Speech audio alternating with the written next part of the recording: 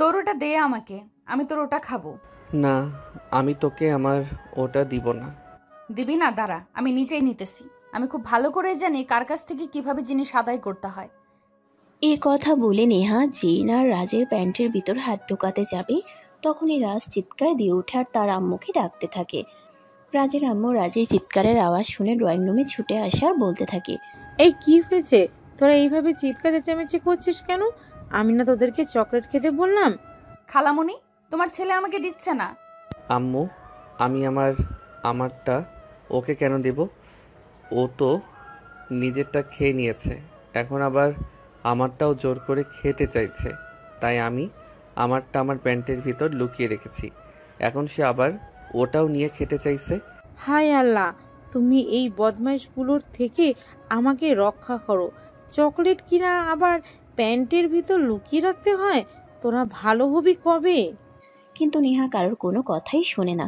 সে চিৎকার করেই চলেছে, রাজার প্যান্টের ভিতর থেকে চকলেট বের করে দিতে হবে। আর এরকম চিৎকার চেঁচামেচি শুনে বাড়ির সবাই সেখানে এসে উপস্থিত হয়ে গেছে, কিন্তু কেউ নেহাকে কোনোভাবে বোঝাতে পারছে না।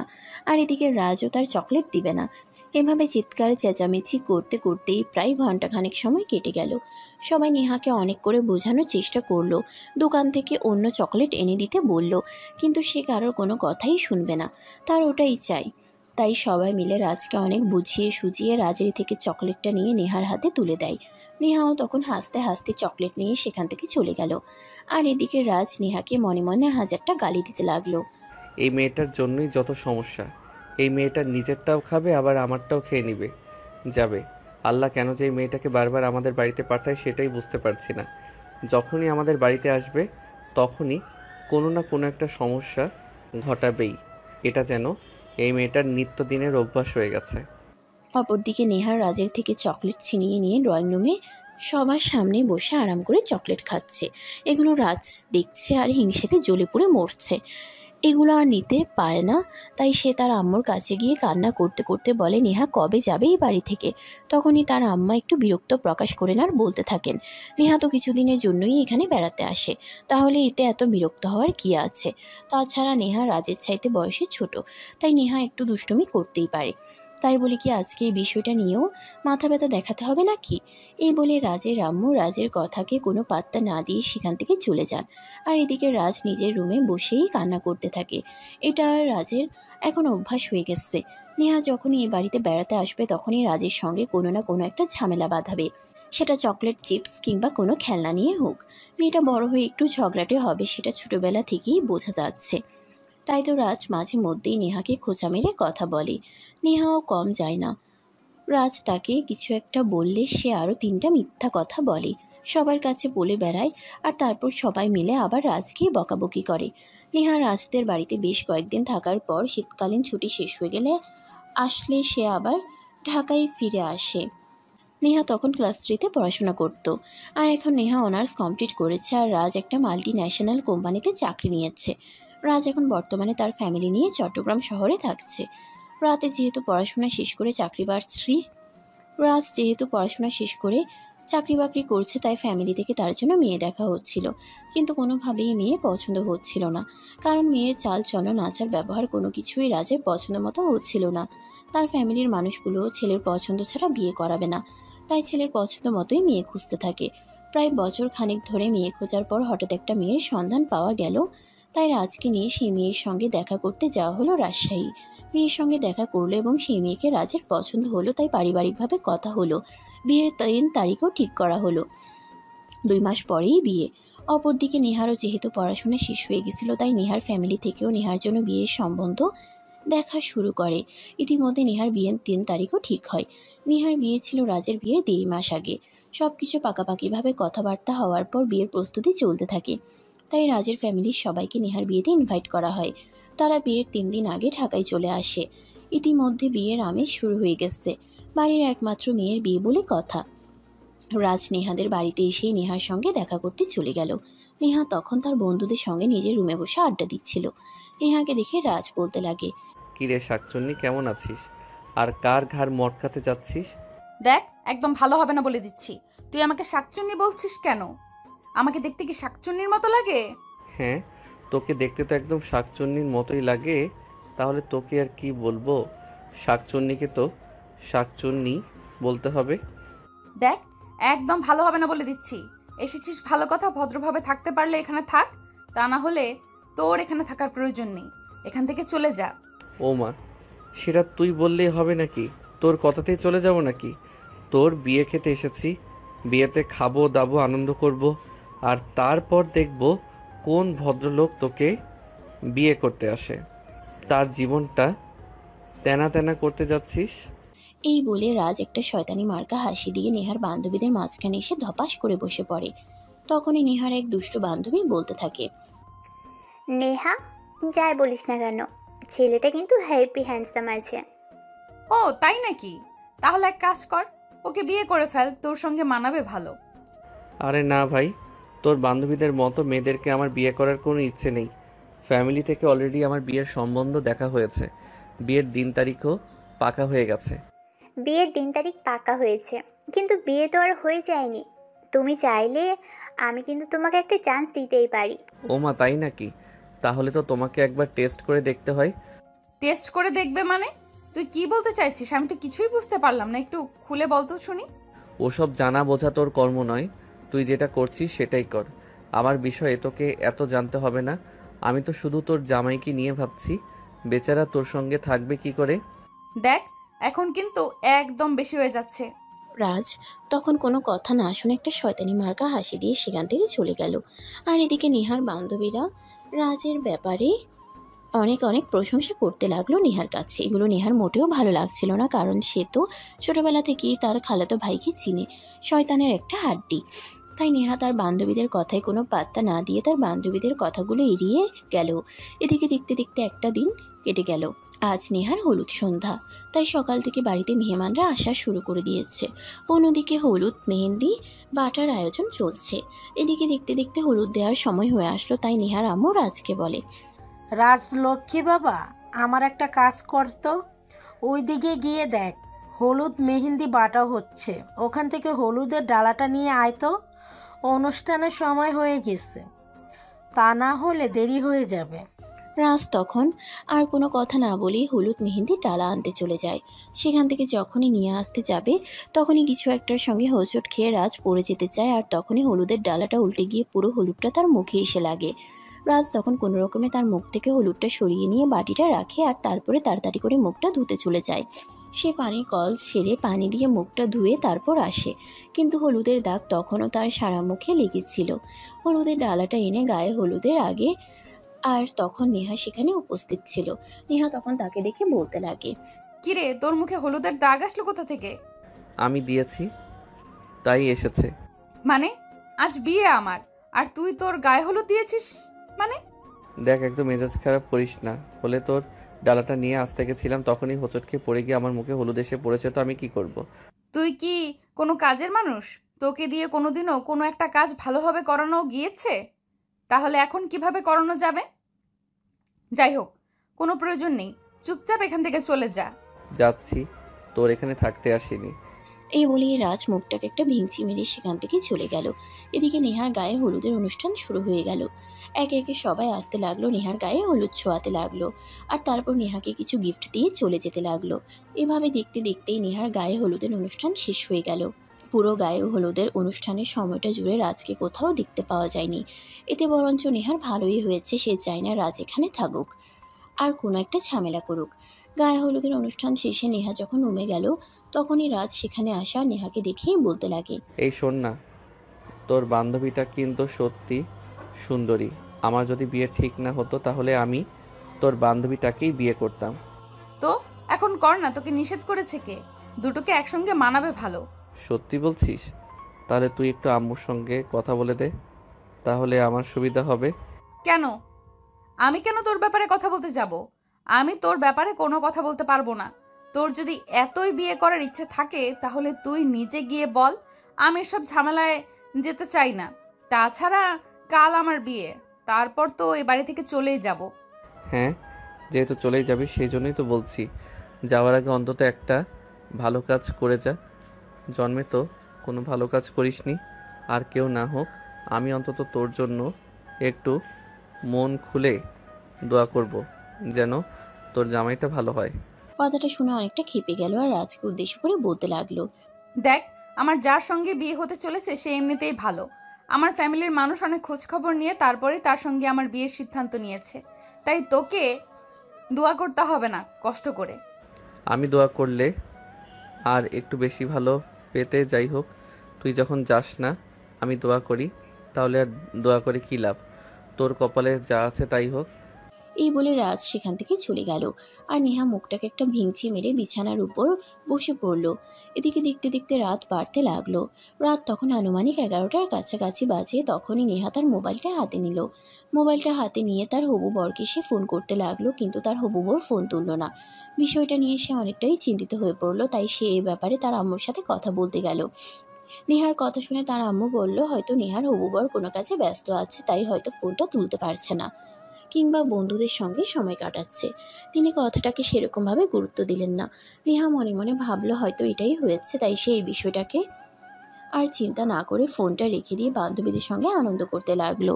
পরের দিন সকাল 10টার দিকে পার্লার থেকে মেয়েরা চলে এসেছে নেহাকে সাজুগুজু করানোর জন্য। পার্লারের মেয়েরা নেহাকে তার রুমে সাজুগুজু করাচ্ছে। তখনই আবার রাজ সেখানে আসে।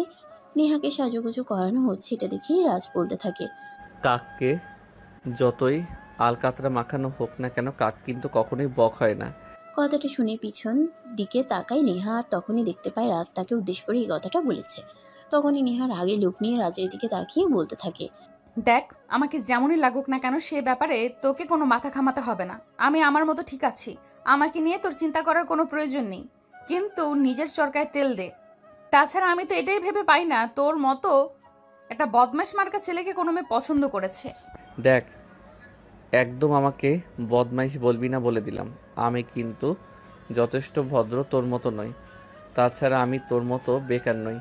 একটা চাকরি করছি, আর চাকরিজীবী ছেলেদের কাছে লোকেরা মেয়ে বিয়ে দিবে না তো কি করবে বল শুনি?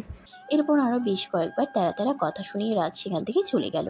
আর এদিকে নেহা সাজুগুজু করতে থাকে। দেখতে দেখতে দুপুর 2টা বেজে গেল, কিন্তু এখনও বরযাত্রী আসার নাম গন্ধ নেই। তাই নেহার আব্বু ছেলের আপুকে ফোন করে, কিন্তু ফোন করার পর যেটা শুনতে পেল সেটার জন্য তারা মোটেও কেউই প্রস্তুত ছিল না। নেহার যে ছেলের সঙ্গে বিয়ে ঠিক হয়েছে সেই ছেলে অন্য একটা মেয়েকে পছন্দ করত, কিন্তু সে ফ্যামিলির চাপে এই কথা কাউকে বলতে পারেনি। তাই গতকাল রাতে ছেলে তার প্রেমিকাকে নিয়ে পালিয়ে গেছে। কথাটা শোনা মাত্রই নেহার আব্বু সহ ফ্যামিলির সবাই মাথায় হাত দিয়ে বসে পড়ল। এই মুহূর্তে তারা কি করবে কিছুই বুঝতে পারছে না। বাড়ি ভর্তি মেহমান, রান্নাবান্না সব কিছুই হয়ে গেছে। মেয়ে সাজুগুজু করে বসে আছে। তাছাড়া এই কথাটা যদি এখন জানাজানি হয় যে বিয়ের সব কিছু রেডি হওয়ার পরেও বরযাত্রী আসেনি, তাহলে বদনাম হয়ে যাবে। নেহাকে নিয়ে এলাকার সবাই আজে বাজে কথা বলবে হয়তো মেয়ের চরিত্রের সমস্যা ছিল, তাই তো বিয়ে ঠিক হওয়ার পরেও ছেলে অন্য মেয়েকে নিয়ে পালিয়ে গেল। এসবই চিন্তা করছিল আত্মীয় স্বজনদের মধ্যে সবাই। তখনই সেখান থেকে রাজের আম্মু সবাইকে উদ্দেশ্য করে বলল, দেখো, তোমাদের কারো যদি কোনো আপত্তি না থাকে তাহলে নেহাকে আমি আমার বাড়িতে আমার ছেলের বউ করে নিয়ে যেতে চাই। কথাটা শুনে উপস্থিত সবাই অবাক হলেও রাজ এই কথাটা শুনে যেন একদম আকাশ থেকে পড়ল। তার কারণ তার বিয়ে ঠিক হয়ে গেছে অন্য একটা মেয়ের সঙ্গে। 2 মাস পরেই বিয়ে, তার উপর আবার নেহাকে সে একদম সহ্য করতে পারে না। সেখানে কিনা নেহাকে তার বিয়ে করতে হবে। তাই রাজ তার আম্মুকে উদ্দেশ্য করে বলতে লাগে, এসব কি বলছো তুমি? তোমার কি মাথা খারাপ হয়ে গেছে নাকি? যেখানে তুমি নিজেই অন্য একটা মেয়ের সঙ্গে আমার বিয়ের সম্বন্ধ করে এসেছো, আর এখানে এসে কিনা বলছো তোমার বোনের মেয়েকে বিয়ে করতে? আমি কখনো এটা করতে পারবো না। তখন রাজের আম্মু সবার সামনেই রাজকে অনেক রিকোয়েস্ট করতে থাকে রাজ যেন কোনোভাবেই এই বিয়েতে অমত না জানায়। তার বোনের জামাইয়ের এবং বোনের মেয়ের ইজ্জত বলে কথা, তিনি নিজের চোখের সামনে এটা কোনোভাবেই নষ্ট হতে দিতে পারে না। তাই তিনি রাজকে বলেন, দেখো, ওই মেয়েটার সঙ্গে তোমার বিয়ের কথাবার্তা হয়েছে, শুধু বিয়ে হয়ে যায়নি। তাই আমি তোমাকে যেটা বলছি তুমি সেটা শোনো।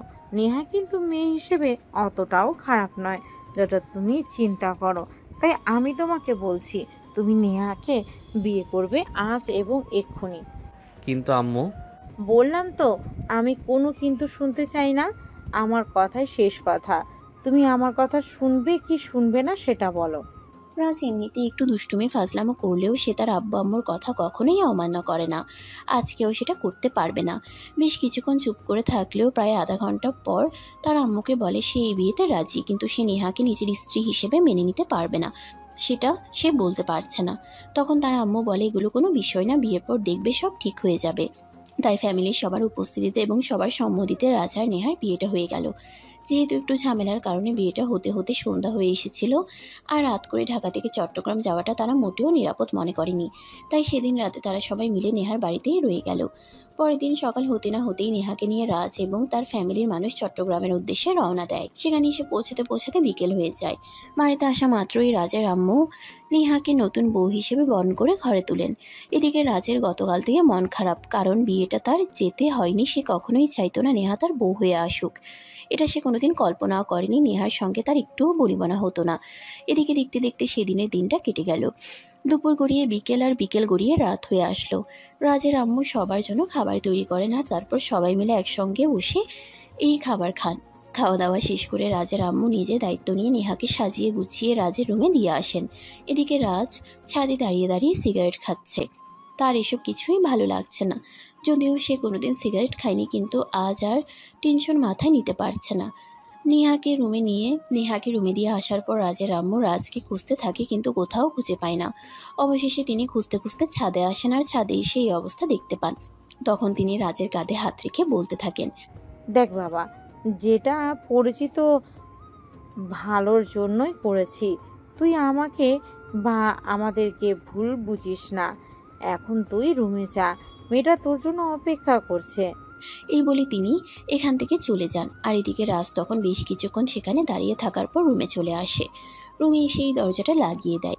নেহা তখন তাকে কিছু বলতে যাবে, সেই সুযোগটা না দিয়ে বিছানার ওপর থেকে বিছানার চাদরটা টান দিয়ে তুলে নেয়, আর বিছানা থেকে একটা বালিশ নিয়ে ফ্লোরে বিছানা করে শুয়ে পড়ে। এটা দেখে নেহা বলতে থাকে, ওই, এটা তো তোরই বাড়ি, তোর ফ্লোরে ঘুমানোর দরকার নেই। তুই বিছানায় শো, আমি ফ্লোরে ঘুমাই। ভাব দেখানোর কোনো প্রয়োজন নেই। তুই বিছানায় ঘুমা, আমি ফ্লোরে ঘুমাতে পারবো। আর একটা কথা বলে রাখি, ভুল করেও আমার ধারে কাছে ঘেঁষার চেষ্টাও করবি না। আমার বয়েই গেছে তোর সাথে যেতে। তুই কি রণবীর সিং মনে করিস নাকি যে আমি তোর সান্নিধ্য পেতে যাব? এরপর আর কোনো উত্তরের অপেক্ষা না করেই নেহা বিছানাতে শুয়েই ঘুমিয়ে পড়ল। আর এদিকে রাজ ফ্লোরে ঘুমিয়ে পড়ে। মাঝরাত্রিরে নেহার হঠাৎ করেই খুব জোরে বাথরুম চাপলো। নেহা রুমের লাইট জ্বালিয়ে ঘুমাতে পারেন না, তাই লাইট অফ করে ঘুমিয়েছিল। সে অন্ধকারে বিছানা থেকে নামতে রাজের উপর হুড়মুড় করে পড়ে গেল। তখনই রাজ চিৎকার করে বলতে লাগে, ও মা গো, বাবা গো, মরে গেলাম গো। জলহস্তি কোথা থেকে আসলো? এই চুপ কর, তুই জলহস্তি কাকে বলছিস? আমি তোকে লাইট অফ করতে বলেছিলাম, তাই বলে কি তুই সবগুলো লাইট অফ করে ফেলবি নাকি? ডিম লাইটটা তো জ্বালিয়ে রাখতে পারতি, তাহলেই তো এখন আমাকে আর এই পরিস্থিতির সম্মুখীন হতে হতো না। এই বলে নেহা কোনো রকমের সুইচ বোর্ড খুঁজে বের করে আর লাইট অন করে। তারপর ওয়াশরুমে চলে যায়। এদিকে রাজ পেটে প্রচণ্ড ব্যথা পেয়েছে। নেহা বিছানা থেকে নেমেই রাজের পেটের উপর পা দিয়েছিল, তাই রাজ আস্তে আস্তে উঠে বসে, আর তারপর টেবিলের উপর থেকে গ্লাসটা নিয়ে এক গ্লাস পানি খায়। এদিকে নেহা বেশ কিছুক্ষণ পর ওয়াশরুম থেকে বের হয়ে এসে রাজের দিকে না তাকিয়ে বিছানায় শুয়ে পড়ল আর ঘুমিয়ে পড়ল। এদিকে রাজ ঘুমাতে পারছে না, তার পেটে খুব ব্যথা করছে। সারা রাত সে এভাবে বসিয়ে বসিয়ে কাটিয়ে দিল। আর এদিকে বেলা রাজের আম্মু রাজ আর নেহাকে ঘুম থেকে ডেকে তুলে, আর তারপর ডাইনিং টেবিলে গিয়ে সবাইকে একসঙ্গে নাস্তা করতে বলে। নেহা ঘুম থেকে উঠে ফ্রেশ হয়ে নিল, আর রাজ তখন ওখানেই বসে আছে। এটা দেখে নেহা বলতে লাগলো, কিরে, তুই এখন এখানে বসে আছিস কেন? নাস্তা করবি না নাকি? তুই খাবার খেতে এসেছিস, তুই গিয়ে খাবার খাবি। আমার সঙ্গে কোনো কথা বলবি না। তোর কোনো কথা শুনতে ইচ্ছে করছে না। তুই আমার চোখের সামনে থেকে সর। আমাকে তোর দেখতে ইচ্ছে করে না, তাহলে তুই আমাকে বিয়ে করেছিস কেন? আমি কি তোকে বলেছিলাম নাকি আমাকে বিয়ে করার জন্য, নাকি জোর করে তোর বাড়িতে চলে এসেছি? এই দেখ, কে দেখে কি হয়েছে সেটা তুইও ভালো জানিস, আর আমিও ভালো জানি। তাই আমার সঙ্গে কোনো কথা বলিস না, মেজাজ খারাপ করিস না। নেহা তখন মুখটাকে একটা ভিংচি মেরে রাজের কথার কোনো উত্তর না দিয়ে সেখান থেকে সোজা ডাইনিং টেবিলে চলে গেল। ডাইনিং টেবিলে যেতে রাজের আম্মু তাকে জিজ্ঞাসা করতে থাকে রাজ কেন ডাইনিং টেবিলে আসেনি, রাজ কি নাস্তা করবে না নাকি? নেহা তখন রাজের আম্মুকে উত্তর দেয়, দেখো খালামণি, ছেলেটা তোমার, তাই তোমার ছেলের ব্যাপারে আমাকে কোনো কিছু জিজ্ঞাসা করবে না। তোমার ছেলের ব্যাপারে যদি কোনো কিছু জানতে হয় তাহলে তুমি নিজেই গিয়ে জেনে নিও। দেখো নেহা, একদম ছেলে মানুষই করো না। তোমাদের দুজনেরই বিয়ে হয়েছে, আর দুজনেই প্রাপ্তবয়স্ক। তাই নিজেদের মধ্যে ম্যাচুরিটি আনার চেষ্টা করো। বাচ্চামিগুলো বাদ দাও। আমাকে কেন বলছো এগুলো? তোমার ছেলেকে কিছু বলতে পারো না? বাই দ্য ওয়ে, এখন নাস্তা খেতে দিবে কিনা সেটাই বলো, তা না হলে আমি চলে যাচ্ছি। এই কথা বলেই নেহা সঙ্গে সঙ্গে খাবার টেবিল থেকে উঠে চলে যেতে চাইবে, তখনই রাজের আম্মু তাকে হাত ধরে খাবার টেবিলে বসায় আর তার সামনে নাস্তা বেড়ে দেয়। নাস্তা খেতে থাকে নেহা, আর এদিকে রাজের আম্মু রাজকে ডেকে আনতে যায়। তিনি রুমে গিয়ে দেখতে পান রাজ পেটে হাত দিয়ে বসে আছে। তারপর তিনি রাজকে জিজ্ঞাসা করেন কি হয়েছে। তখন রাজ সব কিছুই খুলে বলে। রাজের কথা শুনে তিনি নিজের রুমে চলে যান আর তারপর একটা ট্যাবলেট নিয়ে রাজের হাতে তুলে দিয়ে বলেন এটা খেয়ে নিতে, তাহলে কিছুক্ষণের মধ্যেই পেটের ব্যথা সেরে যাবে। এই বলে তিনি রুম থেকে বের হয়ে চলে যান। আর এদিকে রাজ ট্যাবলেটটা খেয়ে কিছুক্ষণ বিছানায় শুয়ে বিশ্রাম করতে থাকে। দেখতে দেখতে নিমিষের মধ্যেই পেটের ব্যথা উধাও হয়ে গেল, তাই সে ফ্রেশ হয়ে নাস্তা করে। এরপর দেখতে দেখতে আরও 2 দিন চলে গেল। সেদিন সকালবেলা ঘুম থেকে উঠেই রাজ ফ্রেশ হয়ে নাস্তা করে অফিসে যাওয়ার জন্য তৈরি হয়ে গেল। নেহা সবে মাত্র ঘুম থেকে উঠেছে, রাজকে তৈরি হতে দেখে এসে সে বলতে লাগলো, কিরে কই যাচ্ছিস? আমি কই যাচ্ছি? এই কৈফিয়ত কি তোকে দিতে হবে নাকি? দিতে হবে না মানে অবশ্যই দিতে হবে, কারণ আমি তোর বিয়ে করা বউ। তুই যা কিছুই করিস না কেন সব কিছুর কৈফিয়ত আমাকেই দিতে হবে। দেব না আমি তোর কাছে কৈফিয়ত। এমনিতেই আমার জীবনটাকে ঝালাপালা করে দিয়েছিস, এখন আবার এত কথা বলতে আসছিস আমার চোখের সামনে থেকে। বললাম তো আমি তো তোর চেহারাটাও দেখতে চাই না। এভাবে কথা বলতে বলতে দুজনের মধ্যে কখন যে কথা কাটাকাটি থেকে ঝগড়া শুরু হয়ে গেল সেটা বুঝতেই পারলো না। দুজনের চিৎকার চেঁচামেচিতে পুরো বাড়ি মাথায় উঠে গেল। তখনই রাজার আম্মু সেখানে আসার তাদের দুজনকে এভাবে চিৎকার চেঁচামেচি করতে দেখে দুজনকেই জিজ্ঞাসা করে কি হয়েছে। নেহা তখন পুরো বিষয়টা মুখে খুলে বলে আর সব কিছু শুনে রাজার আম্মু রাজকে বলতে থাকে নেহা যা বলেছে একদম ঠিক কথাই বলেছে। নেহা রাজের বিয়ে করা বউ, তাই রাজের সমস্ত ব্যাপারে কথা বলার অধিকার নেহার আছে। কিন্তু তারপরেও রাজ কোনো কথা না বলেই রুম থেকে বের হয়ে চলে গেল। তখন রাজের আম্মু নেহাকে বলতে থাকে রাজ হয়তো অফিসে গিয়েছে। তখন নেহা বলতে থাকে সে অফিসে গিয়েছে এটা বলে গেলেই তো হতো, তাহলে এত কাহিনী করার কি আছে।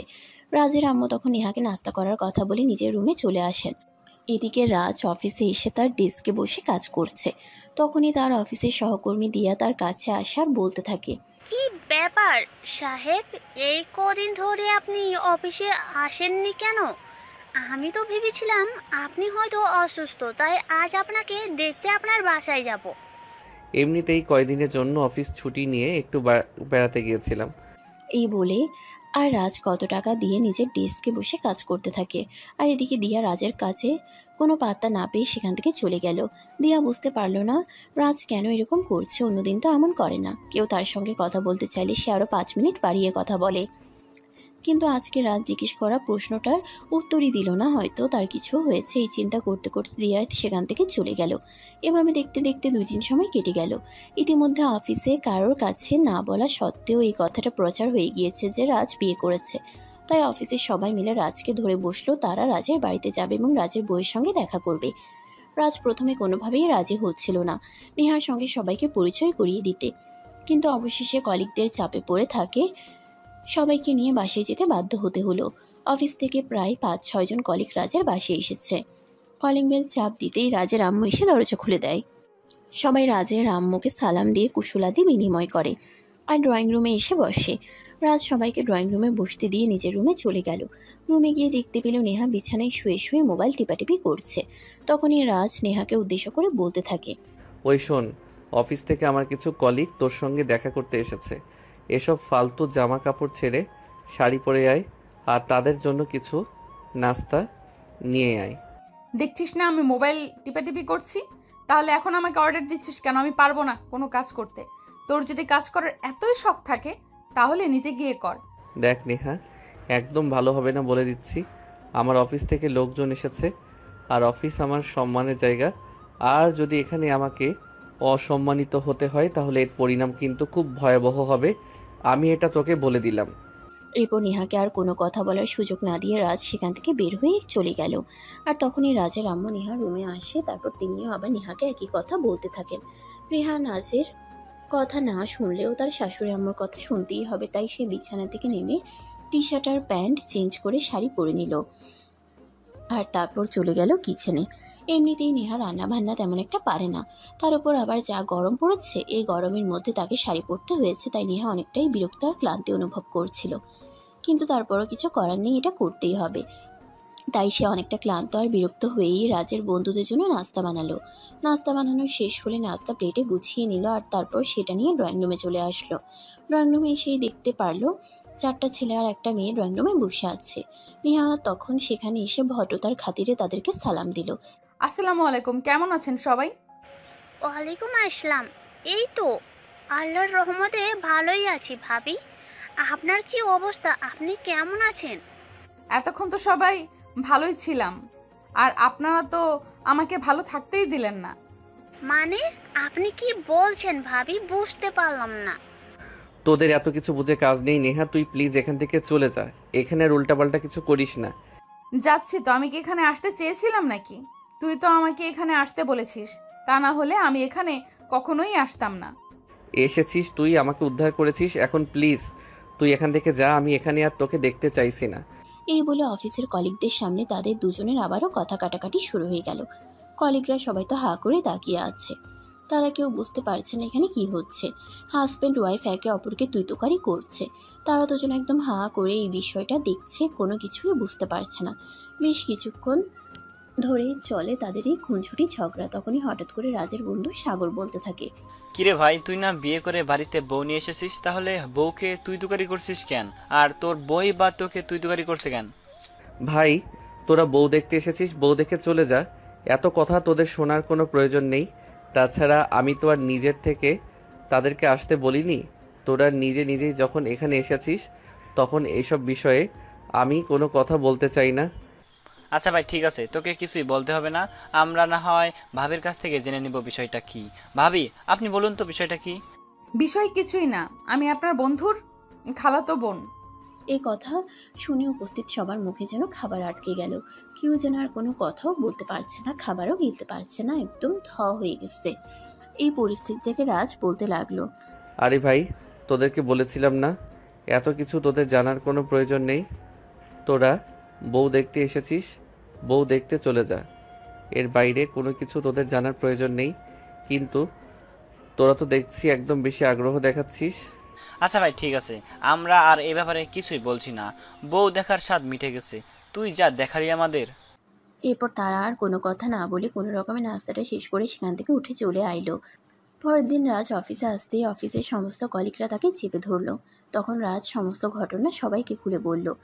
এর 2 দিন পর সকালবেলা ঘুম থেকে উঠতেই রাজের একটু লেট হয়ে গেল। তাই সে নাস্তা করতে পারলো না। অফিস টাইম হয়ে গেছে বিধায় তাকে নাস্তা না করেই বাসা থেকে বের হয়ে আসতে হলো।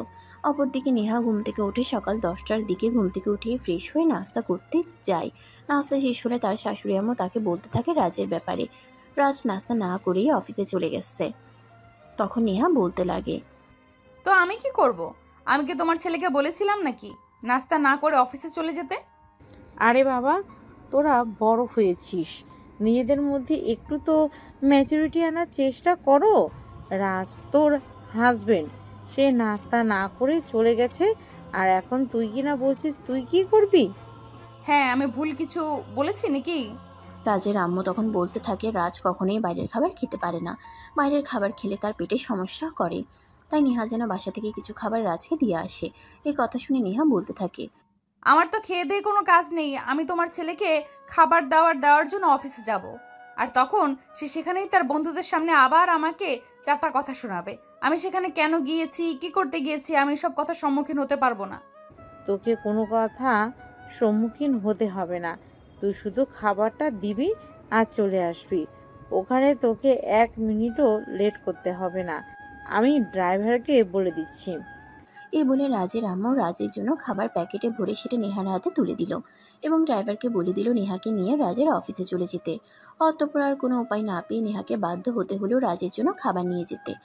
তাই 15 মিনিটের রাস্তা নেহা অফিসে এসে রিসিপশনে রাজের ব্যাপারে জিজ্ঞাসা করে। তখনই রিসিপশনের মেয়েটা ওকে বলে, হ্যাঁ, উনি তো এখানে চাকরি করেন, কিন্তু আপনি কে? রাজ ভাইয়া আপনার কি হয়? আমার বড় ভাই হয়, ওনাকে গিয়ে বলেন আমি খাবার নিয়ে এসেছি।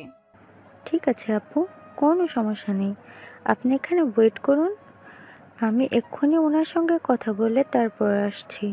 কারণ ওনার কাছে তো কখনো শুনিনি যে ওনার একটা বোন আছে। এ কথা বলতে বলতে রিসিপশনের মেয়েটা নেহাকে আর কোনো কথা বলার সুযোগ না দিয়ে সেখান থেকে সোজা রাজের ডেস্কে চলে গেল। রাজ তখন কাজ করছিল। রিসিপশনের মেয়েটা রাজের সামনে দাঁড়িয়ে বলতে লাগলো, রাজ ভাইয়া, আপনার বোন আপনার জন্য খাবার নিয়ে এসেছে। রাজ অনেকটাই অবাক হলো, কারণ তার তো কোনো বোনই নেই, তাহলে খাবার নিয়ে আসতে যাবে কে? তারপর হঠাৎ করে নেহার কথা মনে পড়ে গেল। নেহা ছাড়া এই ফালতু মার্কা কথাবার্তা অন্য কেউ বলতে পারে না, তাই সে রিসেপশনের মেয়েটাকে বলে নেহাকে এখানে নিয়ে আসতে। ওই মেয়েটাও আর এক মুহূর্তও দেরি না করে নেহার কাছে আসে এবং নেহাকে রাজের ডেস্কে পাঠিয়ে দেয়। নেহা রাজের ডেস্কের সামনে যেতেই রাজ বলতে থাকে, কি সমস্যা, তুই এখানে এসেছিস কেন? এখানে কোনো গন্ডগোল পাকানোর ইচ্ছা আছে নাকি? দেখ, একদম ফালতু কথা বলবি না। খালামণি বলেছে তুই নাস্তা করে আসিসনি, তাই খালামণি আমাকে দিয়ে তোর জন্য খাবার পাঠিয়েছে। খালামণি বলল আর তুই চলে আসবি? এটা আমার অফিস, এখানে আসতে তোকে কে বলেছে? দেখ, তোর ভালোর জন্যই খাবার নিয়ে এসেছি। খাবার খেলে খাবি, না খেলে নাই। উল্টো পাল্টা কথা একদম বলবি না, তাহলে কিন্তু আমার খুব বেশি মেজাজ খারাপ হবে। আর তারপর আমি কি করি তার কিন্তু কোনো ঠিক ঠিকানা নেই। ভুলে যাস না, এটা তোর অফিস। এখানে যদি উল্টোপাল্টা কোনো কাজ করিস তাহলে সেটা তোর সম্মানে লাগবে। রাজ তখন আর কোনো কথাই বলল না, চুপচাপ নেহার হাত থেকে খাবারটা খেয়ে নিয়ে নিল। আর নেহা তো সেখান থেকে চলে যেতে বলল। নেহাও তখন আর কোনো কথা না বলেই সেখান থেকে বের হয়ে চলে আসলো। নেহা রাজের অফিস থেকে বের হয়ে তার এক বান্ধবীকে ফোন দেয় আর সঙ্গে সঙ্গে সেখান থেকে সোজা তার বান্ধবীর বাসায় চলে যায়। সারাদিন সেখানে তার বান্ধবীর সঙ্গে গল্পগুজব করে আড্ডা দেয়, এভাবেই কেটে যায়। এদিকে রাজ বিকেল 5টার দিকে অফিস থেকে বের হয় আর বাসায় চলে আসে। বাসায় আসতেই তার আম্মু নেহার ব্যাপারে জিজ্ঞাসা করতে থাকে।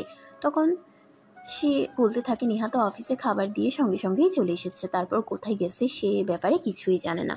অপরদিকে নেহার ফোন সুইচ অফ বলছে। নেহার বাবার বাড়িতে ফোন করা হয়েছে, নেহা সেখানেও যায়নি। নেহা তাহলে গেল কোথায়? সবাই অনেকটা দুশ্চিন্তায় পড়ে গেল। দেখতে দেখতে সন্ধ্যা ঘনিয়ে রাত হয়ে আসলো, কিন্তু নেহার কোনো খোঁজ খবর নেই। সবাই অনেকটাই চিন্তিত হয়ে পড়েছে, কারণ নেহা এভাবে কোথাও না বলে যাওয়ার মতো মেয়ে নয়। তার যদি কোথাও যাওয়ার প্রয়োজন হয় তাহলে সে সেটা সবার সঙ্গে বলে তারপরে যায়। তাছাড়া কোনো অ্যাক্সিডেন্ট হলেও এতক্ষণে হয়তো খবরটা পাওয়া যেত, কারণ অফিস থেকে বাসা মাত্র 15 মিনিটের রাস্তা। এখন শুধু একটাই চিন্তা, কেউ নেহাকে কিডন্যাপ করে নিয়ে যায়নি তো? এটা শুনে রাজ বলতে থাকে, এই মেয়ের যা চাপা, কেউ কেন কিডন্যাপ করতে যাবে? আর কিডন্যাপ করলেও এতক্ষণে ওই লোকগুলোর ওকে ছেড়ে দেওয়ার কথা, কারণ ও যেখানে থাকে মানুষের মাথা আর মাথার জায়গায় থাকে না। তাই এই ডাইনি মার্কা মেয়েকে কিডন্যাপ করার কোনো চান্স নেই। এই বলে রাজ নিজের রুমে চলে যায়। আর এদিকে বাড়ির অন্য সবাই খুব চিন্তা করতে থাকে, হুট করে মেয়েটা কোথায় গেল? তাছাড়া এই শহরে তার সেরকম চেনা জানাও নেই, তাহলে কি হলো? এই সব চিন্তা করতে করতেই রাত 8টার মতো বেজে গেল। তখনই হঠাৎ কলিং বেলের শব্দ শোনা যায়। কলিং বেলের শব্দ শুনে রাজের আম্মু গিয়ে দরজা খুলল, আর দরজা খুলতেই দেখতে পেল নেহা বাড়ির ভিতরে প্রবেশ করছে। নেহাকে দেখতে পেয়ে তিনি বলতে থাকেন, কি ব্যাপার নেহা, সারাদিন তুমি কোথায় ছিলে? তুমি জানো তোমার জন্য আমরা কতটা টেনশন ছিলাম? তোমাকে কতবার ফোন করা হয়েছে, তোমার ফোন সুইচ অফ কেন? কি হয়েছিল তোমার? এভাবে টানা 3 মিনিট ধরে রাজের আম্মু নেহাকে প্রশ্ন করতেই থাকে। নেহা এভাবে প্রশ্ন করা থেকে একদম রেগে যায় আর বলতে থাকে সে এখন আর ছোট বাচ্চা নেই, চাইলেই সে যে কোনো জায়গায় যেতে পারে কারো পারমিশন ছাড়াই। তাই তাকে নিয়ে এত চিন্তা করার কোনো কারণ নেই।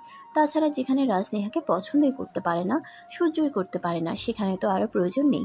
এই কথা শুনে রাজের আম্মু বলতে থাকে রাজ পছন্দ না করুক, রাজ সহ্য করতে না পারুক, বাড়িতে তো আরও অন্য মানুষ আছে, তাদের ব্যাপারে তো অন্তত নেহার একটাবার হলেও চিন্তা করার প্রয়োজন ছিল। নেহা তখন তাদের কথার কোনো উত্তর না দিয়ে সোজা নিজের রুমে চলে গেল। তখনই রাজ তার আম্মুকে বলতে লাগলো, এই মেয়েকে প্রশ্ন করে কথা বলে কোনো লাভ আছে কি? কোনো তো লাভ নেই, তাহলে কেন অযথাই কথা বলা? তারপর কেউ আর এই ব্যাপারে কোনো কথা বলে না, চুপচাপ সবাই নিজেদের রুমে চলে গেল। রাজ রুমে এসেই দেখতে পায় নেহা বিছানায় 4 হাত পা ছড়িয়ে দিয়ে ঘুমিয়ে পড়েছে। তার মনে রাগ ফুসফুস করছে, কিন্তু সে কিছুই বলতে পারছে না। আপনি হারিয়ে তো ঘুমিয়ে পড়েছে, তাই বসে থেকে আর কোনো লাভ নেই। তাই রাজও নিজের বিছানা গুছিয়ে ফ্লোরে শুয়ে ঘুমিয়ে পড়ল। এভাবেই চলে গেল প্রায় 2 মাস সময়, কিন্তু এখনও তাদের দুজনের মধ্যে ভালোবাসাময় সম্পর্ক তৈরি হয়নি। তারা এখনও আগের মতোই আছে, বরঞ্চ এটা বলা চলে তারা এখন আগের চাইতে আরও বেশি জ্বালাতন করছে। একে অপরের সঙ্গে ঝগড়া মারামারি এগুলো দিয়েই চলছে। এদিকে দুই পরিবারের মানুষই তাদের দুজনকে নিয়ে খুব বেশি চিন্তিত। কিন্তু পরিবারের মানুষ চিন্তা করলে কি হবে, তাদের এই ব্যাপারে বিন্দুমাত্র লেশ নেই। তারা খেয়ে দিয়ে ঘুমিয়ে সময় পার করতে পারলেই হলো। হঠাৎ করেই একদিন সকালবেলা নাস্তার টেবিলে নেহা বলতে থাকে সে এভাবে আর বাড়িতে বসে থাকবে না। এভাবে বাড়িতে বসে থাকতে তো আর ভালো লাগছে না, তাছাড়া সে পড়াশোনা করেছে, তাই এভাবে বাড়িতে বসে থাকতে চায় না, সে কিছু একটা করতে চায়। এই কথা শুনে রাজের মাথা খুব বেশি গরম হয়ে গেল আর সে চিৎকার দিয়ে বলতে লাগলো, তুই কি ভেবেছিস তুই বলবি আর তোকে বাইরে চাকরি করতে যেতে দিব? হাহ, এটা কখনোই হবে না। তোকে বাড়িতে থাকতে হবে, যাই বলিস আর যাই কিছু করিস, অন্য কোনো পথ তোর জন্য খোলা নেই। কেন, আমি কি তোর হাতের পুতুল নাকি? তুই যা বলবি আমাকে তাই করতে হবে। তুই যেভাবে বলবি আমাকে সেভাবেই চলতে হবে, আমি সেভাবেই চলবো। তুই কি আমাকে নিজের হাতের মোয়া পেয়েছিস নাকি? কেন চলবি না? তুই আমার বিয়ে করা বউ আর আমি তোর হাজবেন্ড, আমার কথা মেনে চলা তোর কর্তব্য। কর্তব্যের খেতায় আগুন। আমি তোর কথা মানবো না এবং কোনো দিন মানতে পারবোও না। আমি যেটা ঠিক করেছি সেটাই করব। আমি বাইরে যাব এবং চাকরি করব। এতদিন থেকে যথেষ্ট স্বাধীনতা দিয়েছি, তুই যদি চাকরি করতে চাস তাহলে তোর এই বাসা থেকে বের হওয়াই বন্ধ। কথাটা শোনা মাত্রই নেহার মেজাজ আরও অনেক বেশি খারাপ হয়ে গেল। সে নাস্তা না করিয়ে খাবার প্লেটটা ছুঁড়ে ফেলে দিল আর সেখান থেকে উঠে রুমে চলে গেল। এমন অবস্থায় উপস্থিত সবাই অনেকটাই হতবাক হয়ে গেল। কেউ কিছু বুঝতে পারছে না আর ভাবতেও পারছে না। নেহা এভাবে খেপে গিয়ে খাবারের প্লেট ছুঁড়ে ফেলে দিবে এটা কারো কল্পনাতেই ছিল না। তাই আর তখন বাড়ির কারোরই নাস্তা করা হলো না।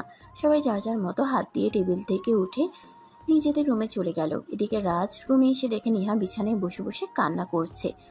এটা দেখে রাজের মেজাজ আরো অনেক বেশি খারাপ হয়ে গেল আর সে চিৎকার করে বলতে লাগলো, এসব কি শুরু করেছিস তুই? তুই মনে মনে কি ভাবছিস তুই যা চাইবি তোকে তাই করতে দেওয়া হবে? এটা কখনোই সম্ভব নয়। এই বেঁচে থাকতে হলে তোকে আমাদের মতো করেই থাকতে হবে এবং আমাদের কথা শুনেই চলতে হবে। যদি তাই হয় তাহলে আমি তোকে এটা বলবো যে আমি এই বাড়িতেই থাকবো না। কারণ যেই বাড়িতে আমার কোনো স্বাধীনতা থাকবে না, আমার কথার কোনো গুরুত্ব থাকবে না, সেই বাড়িতে থাকার কোনো প্রয়োজন আমি মনে করছি না। কথাটা বলে আর এক মুহূর্তও দেরি না করি আলমারি থেকে নিজের সমস্ত কাপড় চোপড় বের করে নেহা আর তারপর সেগুলো লাগেজে গুছিয়ে তখনই বাড়ি থেকে বের হয়ে যায়। আর এই ব্যাপারটা বাড়ির কেউই জানতো না। নেহা যখন রাগ করে খাবার টেবিল থেকে চলে যায় তখন সবাই নিজেদের রুমে চলে গিয়েছিল। অপরদিকে রাজ অনেক বেশি রেগেছিল, তাই সে নেহাকে একটাবার আটকানোর চেষ্টা করেনি। নেহা যখন তাদের বাড়িতে এসে পৌঁছায় তখন দুপুর হবে হবে এমন সময়। বাড়িতে এসে কলিং বেল চাপ দিতেই তার আম্মু এসে দরজা খুলে আর তাকে দেখেই বলতে থাকে, কি ব্যাপার নেহা, হঠাৎ করে ফোন না দিয়ে কোনো খবর না জানিয়ে চলে এলি যে? আর রাজ কোথায়? রাজ আসেনি তোর সঙ্গে? ওরে বাবা রে বাবা, বাড়িতে এসে ঘুরতে পারলাম না, আমাকে হাজারটা প্রশ্ন করা শুরু করে দিয়েছো। আমি এখানে আসলেই যে আমার সঙ্গে কাউকে আসতে হবে এইরকমটা কোনো হাদিসে লেখা আছে নাকি? আমি এখানে একা এসেছি, আমার সঙ্গে কেউ আসেনি। ভালো লাগলে আমাকে বাড়িতে থাকতে দেবেন, না হলে সোজাসুজি মুখের ওপর না বলে দেবেন। আমি এই বাড়ি থেকে চলে যাব। নেহার আম্মু তখন খুব ভালোভাবেই বুঝতে পারে নেহা প্রচণ্ড পরিমাণে ক্ষেপে আছে।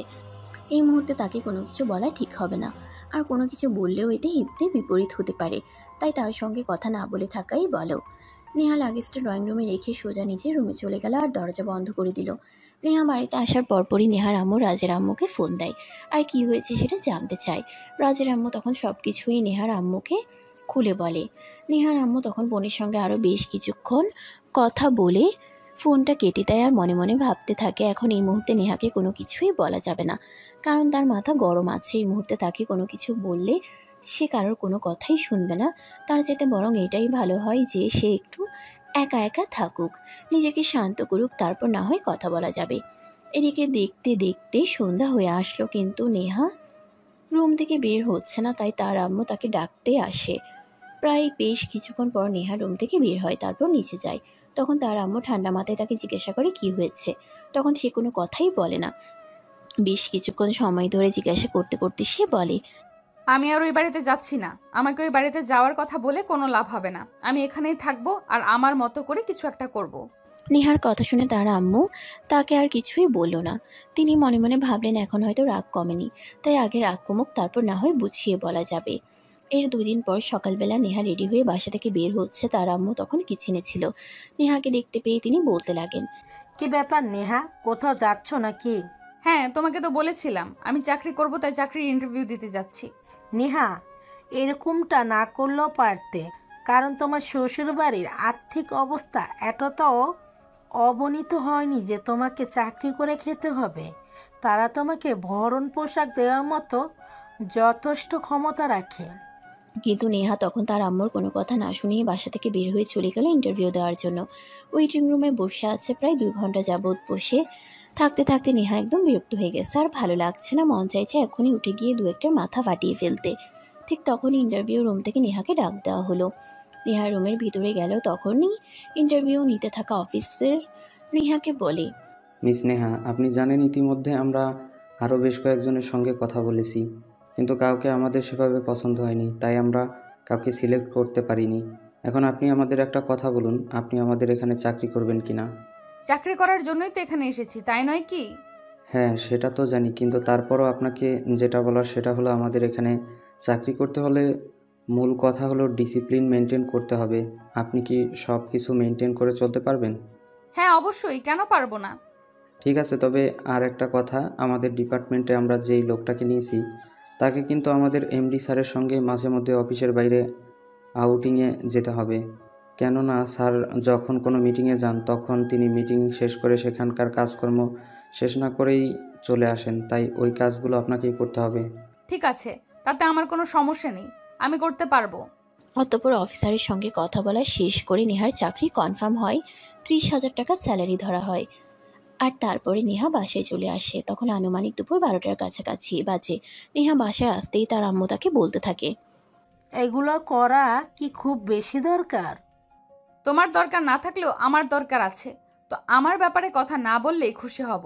যা করেছো তার জন্যই তো আমাকে পস্তাতে হচ্ছে। এই বলে নেহা নিজের রুমে চলে যায়। আর এদিকে নেহার আম্মু মনে মনে ভাবতে থাকে, মেয়েটা কেন এরকম? সে তো নিজে একজনকে পছন্দ করে বিয়ে করতে চাইছিল, কিন্তু সেই ছেলে তো তাকে ঠকিয়ে অন্য একটা মেয়েকে বিয়ে করে নিয়েছে। এখন ফ্যামিলি থেকে তাকে বিয়ে দেওয়া হয়েছে, কিন্তু সে কেন এই বিয়ে মেনে নিতে পারছে না? এই কথা বলে তিনিও নিজের রুমে চলে যান। আর এদিকে সকালবেলা ঘুম থেকে উঠে নেহা অফিসে যাওয়ার জন্য তৈরি হয়। অফিসে এসেই তার বসের সঙ্গে দেখা হয়ে যায়। তার বস তাকে কাজ বুঝিয়ে দিল আর সে কাজ করতে লাগলো।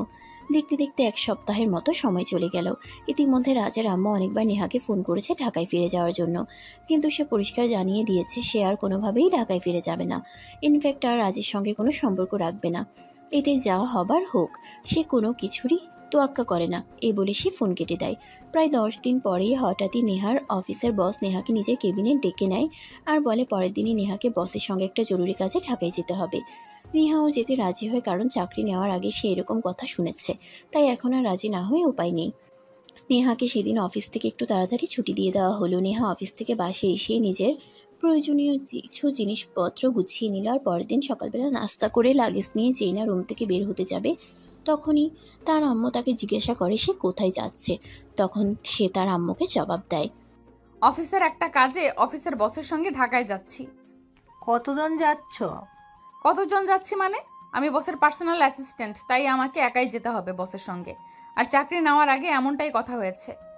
নেহা, তুমি একটা মেয়ে মানুষ হয়ে তোমার বসের সঙ্গে একা একা যাওয়ার সিদ্ধান্ত নেওয়াটা কি তোমার জন্য ঠিক হচ্ছে?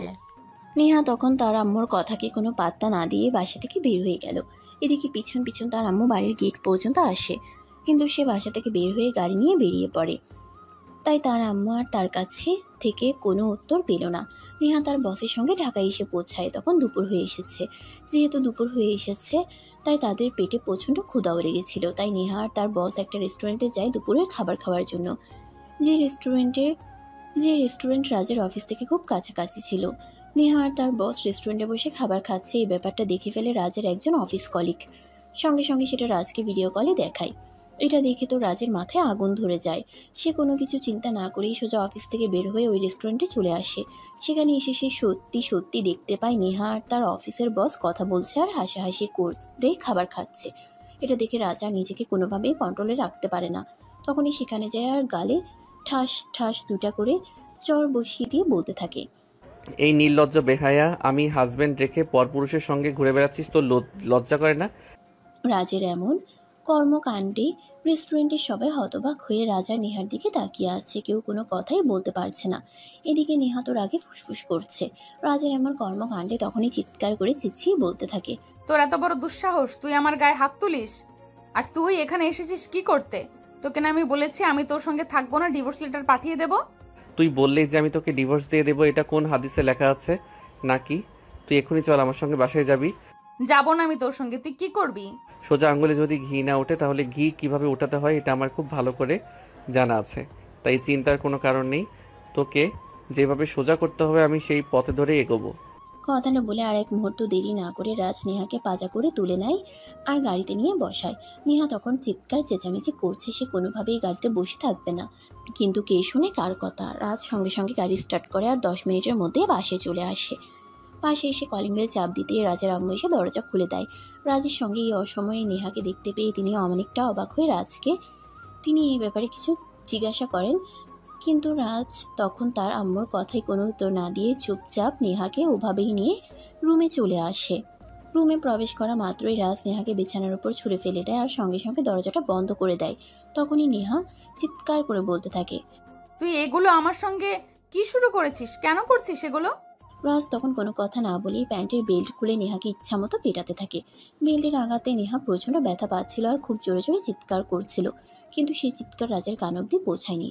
অপরদিকে নেহার চিৎকার শুনে রাজের আম্মু আব্বু দুজনেই দরজার সামনে এসে রাজকে ডাকতে থাকে আর দরজা খোলার কথা বলে, কিন্তু রাজ কারোর কথাই শোনে না। এদিকে নেহা ব্যথার যন্ত্রণা সহ্য করতে না পেরে জ্ঞান হারায়। রাজ তখনও থামে না। প্রায় 15 মিনিট ধরে এই নির্যাতন। অবশেষে ক্লান্ত হয়ে মেঝেতে বসে পড়ে। তার আব্বু আম্মু তখনও রুমের দরজার বাইরে দাঁড়িয়ে থাকে। দরজা খোলার কথা বলছে, কিন্তু সে দরজা খুলবে না। দেখতে দেখতে দুপুর ঘনিয়ে বিকেল আর বিকেল ঘনিয়ে রাত হয়ে আসলো, এখনও দরজা খোলার নামগন্ধ নেই। রাজের আব্বু আম্মু সেখানটাই দাঁড়িয়ে আছে।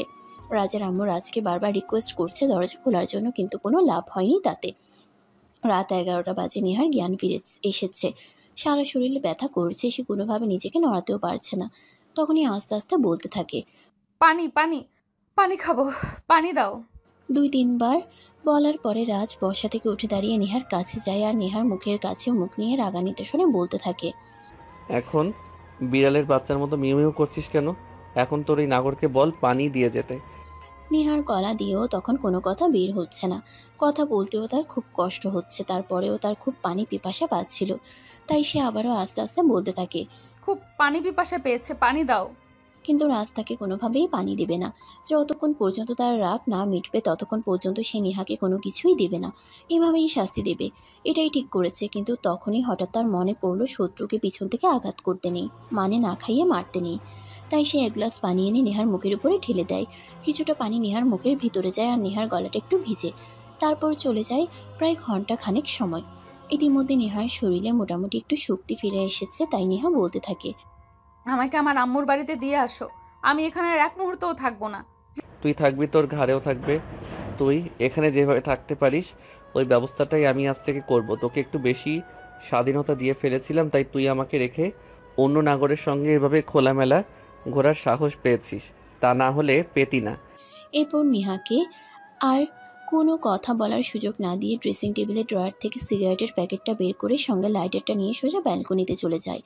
আর তারপর ব্যালকনির দোলনায় বসে দোল খেতে থাকে আর একটার পর একটা সিগারেট টানতে থাকে। রাত তখন আনুমানিক 2টার কাছাকাছি বাজে। শরীরের ব্যথা আর ক্লান্তিতে নেহা ঘুমিয়ে পড়েছে। রাজ রুমে এসে রুমের লাইট অন করে আর দেখতে পায় নেহা অচেতনের মতো ঘুমোচ্ছে। তখনই তার মনে একটা পৈশাচিক চিন্তা চলে আসে। সে তার নিজের পুরুষত্ব প্রমাণের জন্য নেহার উপর ঝাঁপিয়ে পড়ে। একে তো মেয়েটার উপর এত অত্যাচার করেছে, তার উপর এখন আবার নিজের শারীরিক চাহিদা মেটানোর জন্য মেয়েটার কাছে গেছে। নেহা শরীরের স্পর্শ করার মাত্রই নেহার ঘুম ভেঙে যায়। চুপ করে নেহা দেখতে পায় রাজ তার বুকের উপর শুয়ে আছে। এদিকে ব্যথায় নিজের শরীর লড়াতে পারছে না, অন্যদিকে আরেকটা পুরুষালী শক্ত শরীরের ভার সে কোনোভাবেই নিতে পারছে না। তাই সে অনেক রিকোয়েস্ট করে রাজকে বলছে, প্লিজ তুই আমার সঙ্গে এরকমটা করিস না, তুই আমার বুকের উপর থেকে না, আমি আর সহ্য করতে পারছি না, আমার খুব যন্ত্রণা হচ্ছে। আমাকে রেখে যখন আর একটা ছেলের সঙ্গে ফষ্টি নষ্টি করে বেড়াস তখন বুঝি আমার যন্ত্রণা হয় না? এই আমি কি তোকে ইচ্ছে করে বিয়ে করতে গেছিলাম নাকি অ্যাক্সিডেন্টলি তোর সঙ্গে আমার বিয়েটা হয়ে গেছে? আর এরপর তুই আমার সঙ্গে এরকম করছিস, এর জন্য তোকে শাস্তি তো পেতেই হবে। যাই কিছু বলিস না কেন, আমি কখনোই তোকে ক্ষমা করব না। এই বলে রাজ নেহার ঠোঁট দুটো নিজের দখলে নিয়ে ইচ্ছে মতো কামড় দিতে থাকে। আর এদিকে যন্ত্রণায় নেহা ছটফট করছিল। সে এইসব কিছু আর নিতে পারছিল না। ব্যথায় সমস্ত শরীর ছটফট করছে, একটু নাড়াতে পর্যন্ত পারছে না, সেই শক্তিটুকু পর্যন্ত নেই। আর এখানে রাজ আবারও তার উপর শারীরিক অত্যাচার শুরু করেছে। রাজ নেহার ঠোঁট দুটো ছেড়ে দিয়ে তারপর নেহার গলায়, ঘাড়ে আর সারা শরীরে নিজের দাঁত দিয়ে আক্রমণ করতে থাকে আর বলতে থাকে, এবার বোঝ আমার সঙ্গে প্রতারণা করার ফল কি। এই কথা বলে রাজ আবারও নেহার শরীরে নিজের দাঁত দিয়ে আক্রমণ চালাতে থাকে। তার স্পর্শে ছিল শুধুমাত্র প্রতিশোধের আগুন, কোনো ভালোবাসা ছিল না। নেহা সেগুলো সহ্য করতে না পেরে কান্না করছিল, কিন্তু রাজের সেদিকে কোনো খেয়াল নেই। সে যেন আজ তার পুরুষত্ব হাসিল করতে পারলেই বাঁচে। ঘণ্টা খানেক ধরে এই অত্যাচার, আর তারপরে তার পুরো পুরুষত্ব হাসিল করে নেহার উপর। এদিকে নেহা আর সহ্য করতে না পেরে আবারও জ্ঞান হারায়। রাজ নিজের পুরুষত্ব খাটানো শেষ হলে সোফায় শুয়ে ঘুমিয়ে পড়ে। পরের দিন সকাল 10টায় নেহার জ্ঞান ফিরে ঘুম ভেঙে এসে দেখতে পায় তার শরীরে কাপড়ের ছিটে ফুটোটুকুও নেই। সারা শরীরে একদম উন্মুক্ত, আর এমন অবস্থাতেই এসে বিছানায় উপর পড়ে আছে। তখনই চোখ যায় রাজের উপর। নিশ্চিন্তে ঘুমাচ্ছে, যেন কিছুই হয়নি। একদম অবশ শিশুর মতো হয়ে আছে, যেন ভাজা মাছ উল্টে খেতে জানে না। এগুলো দেখে নেহার শরীর রাগে খচখচ করছে, আর রাজের প্রতি ঘেন্নায় গা ঘিনঘিন করছে। অনেক কষ্ট করে নেহা নিজের শরীরটাকে বিছানা থেকে উঠালো। তারপর আস্তে আস্তে কোনো রকমে আলমারি থেকে এক সেট কাপড় বের করে ওয়াশরুমে ঢুকে গেল। প্রায় 2 ঘন্টা ধরে শাওয়ার নিল। তারপরেই ওয়াশরুম থেকে বের হলো। আর ঠিক তখনই রাজার আম্মু আবারও রুমের দরজার সামনে দাঁড়িয়ে নক করতে থাকে। নেহা আস্তে আস্তে কোনো রকমে নিজের শরীরটাকে সামলে নিয়ে দরজাটা খুলে দেয়। আর তখনই রাজের আম্মু রুমের ভিতরে প্রবেশ করে। নেহাকে এমন অবস্থায় দেখতে পেয়ে রাজের আম্মু নেহাকে জড়িয়ে ধরে চিৎকার দিয়ে কেঁদে দেয়। হায় আল্লাহ, এটা কি হলো? আমার ছেলেটা এত বড় অমানুষ হতে পারে?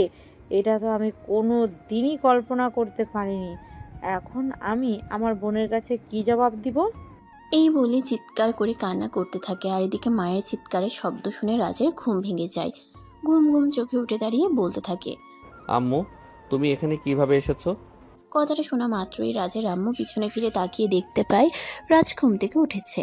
আর তখনই তিনি রাজের গালে ঠাস ঠাস করে কয়েকটা চড় বসিয়ে দিয়ে বলতে থাকেন, অসভ্য ইতর কুলাঙ্গার, তোকে আমি এই দিনের জন্য বড় করেছি। তুই আজ যেটা করেছিস এর জন্য আমি তোকে কোনো দিন ক্ষমা করব না। আমি আবার বোনের কাছ থেকে বোনের মেয়েটাকে চেয়ে এনেছিলাম, আমার বাড়ির মেয়ের মতো যত্নে রাখবো, আর তুই এটা কি করেছিস? এখন আমি আমার বোনের কাছে কি জবাব দিব? ও তাই বুঝি, তাহলে তুমি ওকে জিজ্ঞাসা করো ও কোন সাহসে আমাকে রেখে অন্য একটা পুরুষের সঙ্গে রেস্টুরেন্টে যায়। ওর বিচার করার জন্য আমরা ছিলাম। তুই কে? তুই কেন এভাবে মেয়েটাকে আঘাত করলি? জানি না আমার বোন এগুলো জানার পর কি হবে। এই বলে রাজের আম্মু নেহাকে নিয়ে নিজের রুমে চলে যান। আর ক্ষত স্থানে মলম লাগিয়ে দিয়ে নেহাকে কিছু খাবার খাইয়ে তারপর ওষুধ খাইয়ে নেহাকে বিশ্রাম নিতে বলেন। আর এদিকে রাজ তখনও নিজের রুমে বসে আছে আর মনে মনে চিন্তা করছে, আসলে এটা একটু বেশি হয়ে গেল, এরকমটা করা উচিত হয়নি। নেহা তার বাবা মায়ের একমাত্র আদরের রাজকন্যা। বাবা মা অনেক আদর যত্ন করে এটুকু বড় করেছে, কখনো শরীরে ফুলের আঁচড়টুকু লাগতে দেয়নি। আর সেখানে কিনা সে এভাবে মেয়েটাকে মেরেছে, এটা ভাবতে নিজের প্রতি নিজেরই ঘেন্না লাগছে। এগুলো ভাবতে ভাবতেই পুরো 1 প্যাকেট সিগারেট শেষ করে দিয়েছে। দেখতে দেখতে দুপুর হয়ে আসলো। রাজ ফ্রেশ হয়ে রুম থেকে বের হলো, মনে মনে ভাবছে নেহার কাছে যাবে আর গতকালকের রাতে ঘটে যাওয়া ঘটনার জন্য ক্ষমা চাইবে।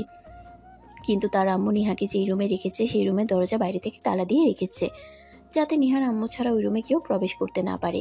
অপরদিকে নেহা রুমে বসে বসে মনে মনে ভাবছে, ভালোবাসার কাছে তো পরাজিত হয়েছিল, তারপর তো ফ্যামিলির ইচ্ছেতে রাজকে বিয়ে করেছে, তাহলে সে কেন রাজের সঙ্গে এরকমটা করেছে? একটা ছেলে হয়ে আরেকটা ছেলের সঙ্গে তার বউকে দেখাটা সত্যি অনেক দুঃখজনক ব্যাপার। তাই নেহা মনে মনে ভাবছে সে রাজের কাছে যাবে আর এই ব্যাপারে ক্ষমা চাইবে। রাজ যদি তাকে ক্ষমা করে দেয় তাহলে সে আর কখনোই এমন করবে না। এই ভেবে দরজা খুলতে যাবে তখনই দেখতে পায় রুমের দরজা বাইরে থেকে লাগানো। তাই সে আবারও হতাশ মনে নিজের রুমের ব্যালকনিতে ফিরে গেল আর সেখানে বসে বসে আকাশ দেখতে লাগলো। দেখতে দেখতে বিকাল ঘনিয়ে সন্ধ্যা হয়ে আসলো। রাজের আম্মু কোনো একটা কাজে বাইরে গিয়েছিল, সেখান থেকে ফিরে এসে নেহার কাছে গেলেন। নেহা তখন রাজের আম্মুর হাত দুটো ধরে বলতে লাগলো, খালামণি, সত্যি আমি খুব বড় ভুল করে ফেলেছি, তোমরা সবাই প্লিজ আমাকে ক্ষমা করে দাও, আর কখনো এমন করব না। তুই কোনো ভুল করিসনি। ভুল করেছে তো আমার হারামজাদাটা। ওকে যতদিন আমি শিক্ষা দিতে না পারবো ততদিন আমার শান্তি নেই। খালামণি প্লিজ, তুমি ওকে কিছু বলো না। ওর কোনো দোষ নেই, দোষটা আমারই।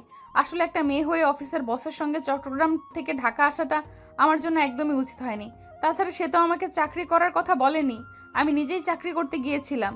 এগুলো আমার একদমই উচিত হয়নি। তুমি প্লিজ আমাকে একবার তার সঙ্গে কথা বলিয়ে দাও। আমি তার কাছে ক্ষমা চাইতে চাই। আচ্ছা ঠিক আছে, তুই কোনো চিন্তা করিস না, আমি দেখছি কি করা যায়। এই বলে রাজের আম্মু রুম থেকে বের হয়ে চলে গেল।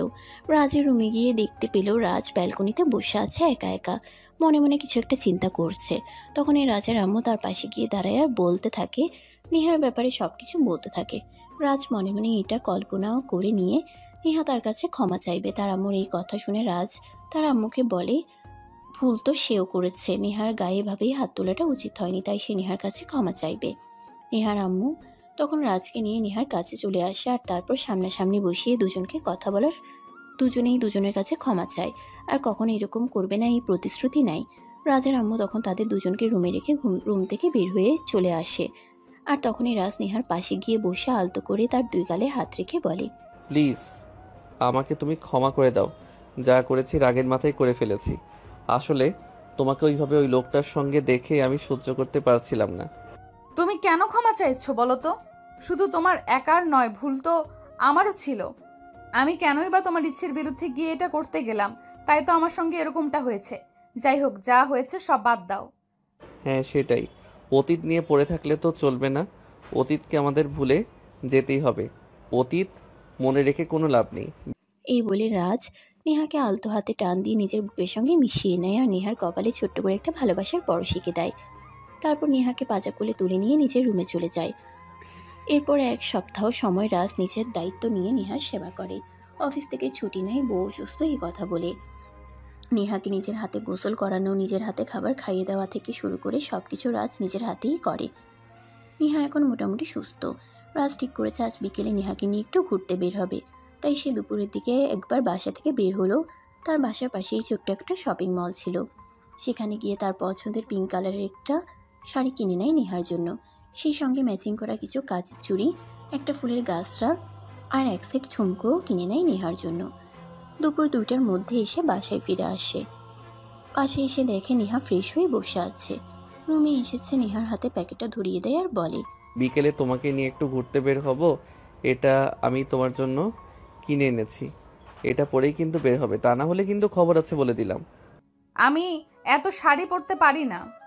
বউকে যদি এতই শাড়ি পরানোর ইচ্ছা থাকে তাহলে নিজের হাতে পরিয়ে দিও। অভিমানী সুরে এই কথাটা বলে নেহা আর তখনই রাজ বলতে থাকে, একবার কেন 100 বার তার ভালোবাসার মানুষটাকে নিজের হাতে শাড়ি পরিয়ে দিতে তার কোনো সমস্যা নেই। এই বলে তখনই সে নেহাকে উঠে দাঁড় করায় আর শাড়িটা পরিয়ে দিতে লাগে। যে মুহূর্তে রাজ নেহার শাড়ির কুচি গুজে দিতে যাবে তখনই নেহার নাভির ঠিক নিচটায় রাজের হাতটা চলে যায়। রাজের হাতের স্পর্শ পেতেই নেহা মৃদু কেঁপে ওঠে। রাজ নেহার নাভির নিচের এই জায়গাটায় হাত দিয়ে অন্যরকম এক অনুভূতি ফিল করে। মনে হয় এখানেই সর্বসুখ লুকিয়ে আছে। এরকম ফিল হতেই ঠিক ওই জায়গাটায় নিজের ঠোঁট দিয়ে আলতো করে স্পর্শ করে। রাজের ঠোঁটের স্পর্শ পেয়ে নেহার তো একদম জান যায় যায় অবস্থা। নেহা এক কদম পিছিয়ে গিয়ে বলতে থাকে, এই কি করছো তুমি? ওখানে হাত দিতে তোমার লজ্জা করে না? আমার আবার লজ্জা করবে কেন? আমি কি অন্য নারীর শরীরে হাত দিয়েছি নাকি? আমি তো আমার বিয়ে করা বউয়ের শরীরে হাত দিয়েছি, আর এটা আমার জন্য জায়েজ আছে। এই বলে রাজ আবারও নেহাকে নিজের কাছে টেনে নেয় আর সুন্দর করে শাড়িটা পরিয়ে দিয়ে নেহাকে নিজের হাতে সাজিয়ে গুছিয়ে দেয়। আর সেই সঙ্গে সেও নেহার শাড়ির সঙ্গে ম্যাচিং করে একটা পাঞ্জাবি পরে নেয়। তারপরে রুম থেকে বের হয়ে সিঁড়ি দিয়ে দুজন একসঙ্গেই নামছিল। রাজের আব্বু আম্মু দুজনেই তখন ড্রয়িং রুমে বসে টিভি দেখছিল। তাদের দুজনকে একসঙ্গে নামতে দেখিয়ে রাজের আম্মু বলে উঠে, মাশাআল্লাহ, দুজনকে দারুণ মানিয়েছে। দুজন সারা জীবন এভাবেই তো আমার হাতটা ধরে রাখিস, কখনোই ছেড়ে দিস না। রাজের আম্মুর এই গাথা শুনে রাজ আর নেহা দুজনেই মুচকি হাসি দেয়। আর তারপরেই নিচে এসে রাজের আব্বু আম্মুর কাছ থেকে বিদায় নিয়ে দুজনেই ঘুরতে বের হয়। সারাটা বিকেল দুজনে ঘোরাঘুরি করে কাটায়। রাতের খাবার খেয়ে তারপর রাত 11টার দিকে দুজনেই বাসায় ফিরে আসে। বাসায় ফিরে এসে দুজনেই একসাথে নিজেদের রুমে চলে গেল। রুমে এসেই নেহা ওয়াশরুমে চলে গেল। বেশ কিছুক্ষণ পর নেহা ওয়াশরুম থেকে বের হয়ে আসে। রাজ রুমের বাইরের একটা ওয়াশরুম থেকে অনেকক্ষণ আগে ফ্রেশ হয়ে এসে বিছানার বালিশে হেলান দিয়ে বসেছিল। নেহা রুমে এসেই রাজকে এভাবে বসে থাকতে দেখে বলে, কি হলো, তুমি এইভাবে বসে আছো কেন? অনেক রাত হয়ে গেছে, ঘুমাওনি কেন? কাল তো আবার অফিস আছে। একা একা ঘুম আসছে না। ওমা, তাহলে এতদিন কার সাথে ঘুমাতে? এতদিনের কথা কেন বলছো? এতদিন তো আর আমার বউ ছিলে না, এখন তো বউ হয়ে আছো, তাহলে একা একা কেন ঘুমাবো? বউকে বুকে জড়িয়ে ধরে তারপর ঘুমাবো। এই বলে রাজ নেহার হাতটা ধরে টান দিয়ে নেহাকে নিজের কাছে টেনে নিয়ে আসে আর নেহার কপালে একটা চুমু দিয়ে বলল, দেখো, আমি আবারও বলছি, যা হয়েছে সব ভুলে যাও। আমাকে নতুন করে ভালোবাসাময় একটা জীবন উপহার দাও। তুমি কেন আবারও আগের কথা টেনে নিয়ে আসছো? আমি কি তোমাকে ওই ব্যাপারে কিছু বলেছি? আমি তো বলেছি আমি সব ভুলে গেছি। তাছাড়া ভুল তুমি একা করনি, আমিও করেছি, তাই এখানে তোমার একার কোনো দোষ নেই। এখন ফালতু কথা বাদ দাও, অনেক রাত হয়েছে, ঘুমাতে হবে। কিন্তু আজ তো আমি তোমাকে একটু ঘুমাতে দেব না। কেন? ওমা, তুমি তো দেখছি সেই ভুলো মনের মানুষ। আমাদের বিয়ে হয়েছে কিন্তু বাসর তো হয়নি, ওটা করতে হবে না। তাহলে দেরি করছো কেন? চলো শুরু করা যাক। এই বলে নেহা নিজের থেকেই রাজের কাছে চলে আসে আর রাজ তখন নেহাকে ভালোবাসার পরশে কাছে টেনে নিতে থাকে। আজকের স্পর্শে শুধু ভালোবাসাই আছে, নেই কোনো হিংস্রতা, নেই কোনো প্রতিশোধের আগুন। সেদিনের স্পর্শে নেহার পুরো শরীরে প্রতিশোধের দহন থাকলেও আজকের স্পর্শে নেহা শুধু ভালোবাসাই খুঁজে পাচ্ছে। নেহা নিজেই নিজেকে রাজের হাতে সমর্পণ করে দেয়।